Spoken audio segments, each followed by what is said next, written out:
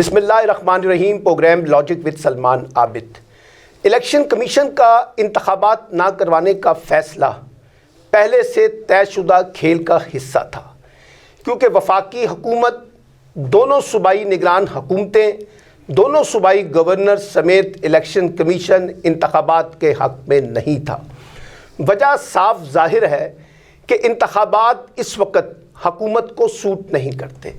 اور اس وقت انتخابات ہوتے تو یہ حکمران اتحاد کے لیے ایک خودکش حملہ ہوتا، اور یہ ظاہر تھا کہ جب سیاسی صورتحال ان کے حق میں نہیں ہے،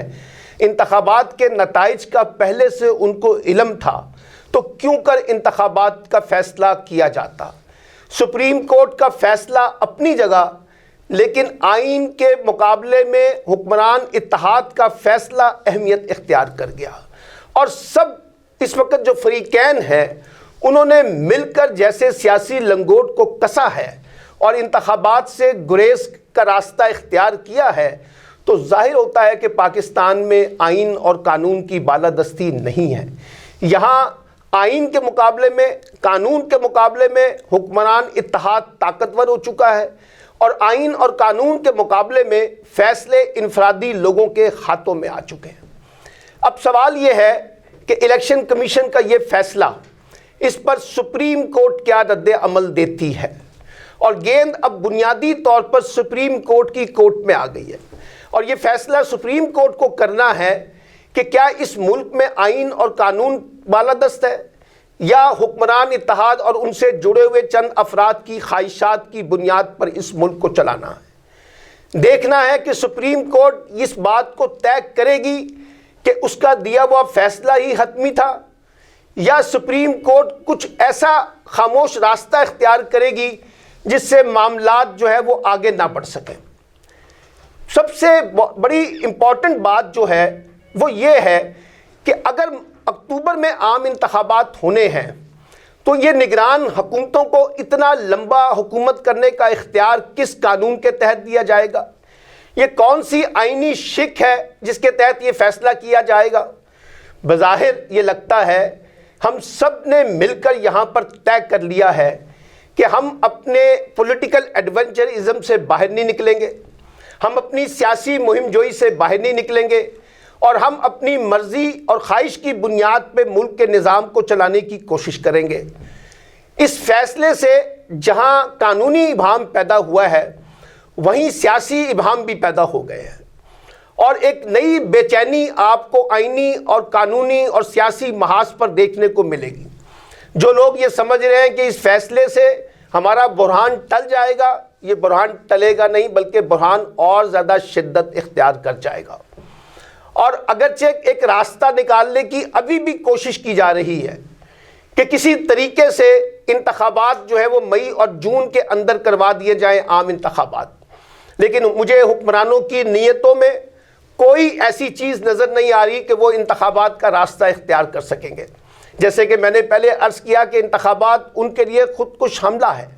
اس لیے وہ یہ راستہ اختیار کرنے کی بجائے مزید ٹال مٹول کرنے کی کوشش کریں گے۔ اور ابھی تو یہ بھی ابہام پیدا ہو گیا ہے کہ کیا اکتوبر 2023 میں عام انتخابات بھی ہوں گے،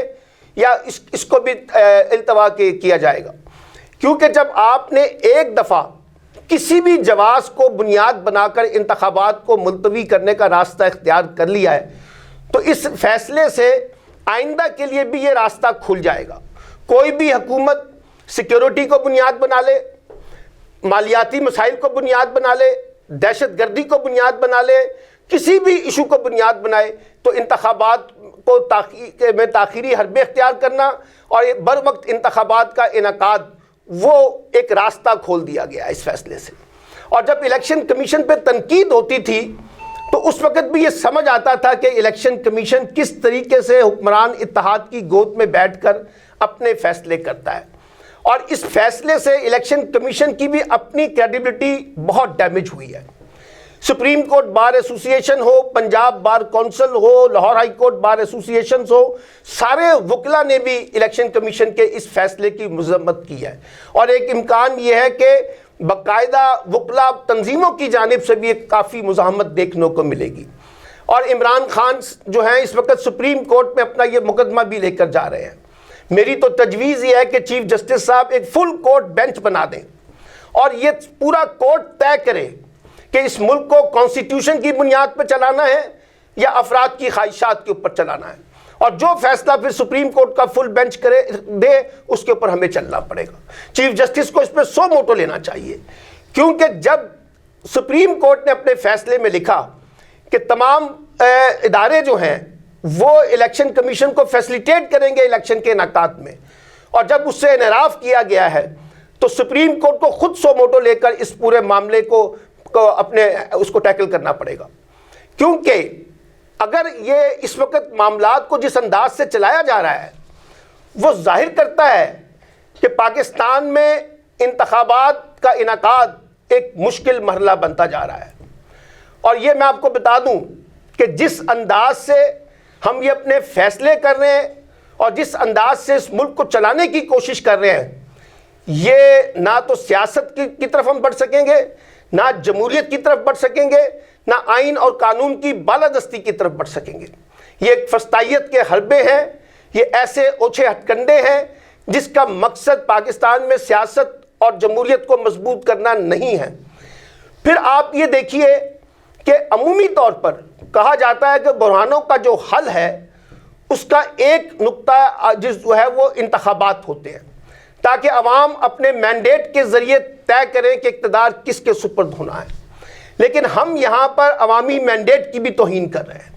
ہم الیکشن سے فرار کا راستہ بھی اختیار کر رہے ہیں، ہم آئین اور قانون کی بالادستی کو بھی تسلیم کرنے کے لیے تیار نہیں ہیں۔ ہم آئین کو کہتے ہیں کہ آئین کیا حیثیت ہے، ہم اپنے فیصلے کریں گے۔ اور رانا ثناء اللہ صاحب پارلیمنٹ کے مشترکہ اجلاس میں خطاب کرتے ہوئے الیکشن کمیشن کے اس فیصلے سے قبل ہی اپنا فیصلہ سنا چکے تھے کہ انتخابات کسی صورت نہیں ہوں گے۔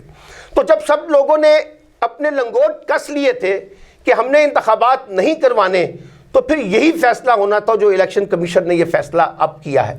اور یہ میں آپ کو بتا دوں، اس سے اس ملک کے اندر جس قسم کی نئی تعویلیں پیش کی جا رہی ہیں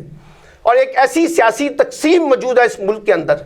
جہاں لوگ سیاسی بنیادوں پر بہت زیادہ تقسیم ہیں،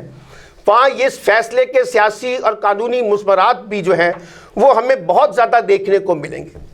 اور اب دیکھنا یہ ہے کہ جو فیصلہ الیکشن کمیشن نے کیا ہے اس پر اگر سپریم کورٹ کوئی بڑا فیصلہ سناتی ہے تو پھر حکومت کہاں کھڑی ہوگی، الیکشن کمیشن کہاں کھڑی ہوگی، اور اگر اکتوبر میں انتخابات ہونے ہیں تو کیسے ان نگران حکومتوں کو اکتوبر کا وقت دیا جائے گا کہ یہ اس وقت تک اقتدار میں رہیں گے۔ نگران حکومت تو آتی ہی 90 روز کے لیے ہے، اگر اب 90 روز میں انتخابات نہیں ہونے تو پھر نگران حکومتوں کا جواز کیا باقی رہ جاتا ہے، یہ بھی ہمیں بتانا پڑے گا، یہ بھی ہمیں سوچنا پڑے گا۔ اور میں تو جانتا ہوں، مجھے کچھ صوبائی وزراء جو پنجاب کے ہیں انہوں نے مجھے کہا کہ ہم تو لمبے عرصے کے لیے آئے ہیں اقتدار میں، یعنی ان کو پہلے سے پتا تھا کہ ہم 90 دن کے لیے نہیں آئے۔ تو یہ کہاں طے ہوا، یہ کہاں طے ہو رہے تھے بہت سے معاملات، اور یہ کہاں طے ہوا کہ ہم نے اس ملک میں انتخابات کو نہیں ہونے دینا۔ اس میں ہماری اسٹیبلشمنٹ کے اوپر بھی انگلیاں اٹھ رہی ہیں، لوگ اسٹیبلشمنٹ پہ بھی سوالات اٹھا رہے ہیں، کیونکہ بہت سے لوگ اس فیصلے کو اسٹیبلشمنٹ کے فیصلوں کے ساتھ بھی جوڑ کر دیکھنے کی کوشش کر رہے ہیں، اور ان کو لگتا ہے کہ یہ فیصلہ جو ہے جہاں حکمران اتحاد نے کیا ہے وہیں کہیں اسٹیبلشمنٹ کی مرضی بھی اس میں کہیں شامل تو نہیں ہے۔ تو اس لیے میں یہ کہتا ہوں، پاکستان میں ایڈونچرزم کا یہ کھیل بند کرے، پاکستان ایسے آگے نہیں بڑھ سکے گا، پاکستان ایسے آگے نہیں چل سکے گا، پاکستان میں ایسے ہی سیاست اور جمہوریت مضبوط نہیں ہو سکے گی، اور نہ ہی آئین اور قانون بالادست ہوگا جو طور طریقے اس وقت ہم نے اختیار کیے ہوئے ہیں۔ لیکن میں پھر یہ کہتا ہوں کہ فیصلہ کن جنگ اب اس وقت سپریم کورٹ میں ہونی ہے، اور سپریم کورٹ ہی ڈٹرمن کرے گا پاکستان میں آئین اور قانون کی بالادستی ہوگی یا نہیں ہوگی۔ اور اگر سپریم کورٹ کے دیے ہوئے فیصلے کی کوئی اہمیت باقی نہیں رہ جاتی اور اس کے اندر قانون شکنی ہوتی ہے اور سپریم کورٹ اس پہ خاموش رہتا ہے، تو پھر ان اعلیٰ عدالتوں کی ساکھ پر بھی جو ہے سوالیہ نشانات اٹھیں گے۔ اس لیے اب دیکھتے ہیں کہ سپریم کورٹ اس پورے کھیل میں کیا ایسا کردار ادا کرتی ہے کہ ملک میں آئین اور قانون کی بالادستی کی جنگ جو ہے وہ جیتی جا سکے۔